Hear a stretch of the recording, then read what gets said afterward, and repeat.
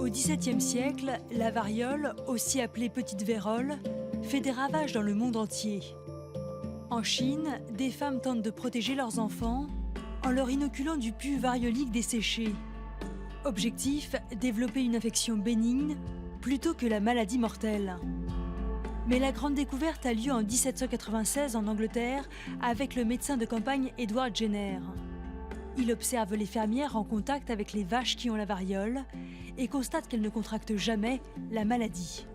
Jenner est médecin, il est d'ailleurs lui-même inoculateur de la variole au sens ancien du mot, et il va avoir l'audace de pratiquer l'injection du pus d'une vache à un petit enfant et ensuite de lui inoculer la variole pour bien vérifier qu'il est protégé.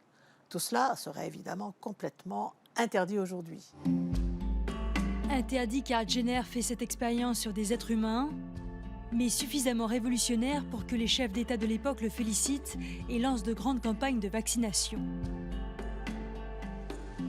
Un siècle plus tard, à Paris, Louis Pasteur travaille sur le rôle des microbes.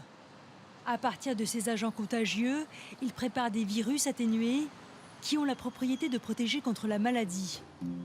En 1881, il élabore le vaccin contre la rage. Là encore, c'est un succès retentissant, le premier d'une longue série.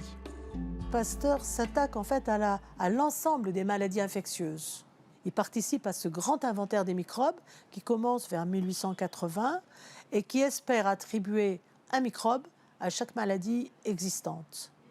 C'est donc une entreprise de longue durée qui, il l'espère fermement et il y croit, aboutira à rien de moins que l'éradication des maladies infectieuses.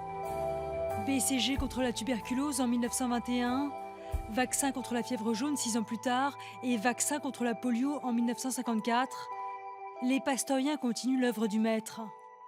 Mais les échecs existent aussi.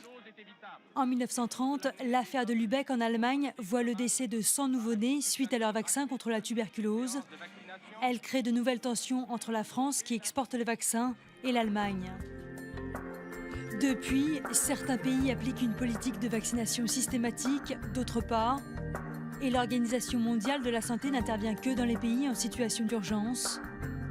Le débat entre liberté vaccinale et protection de la population est lancé.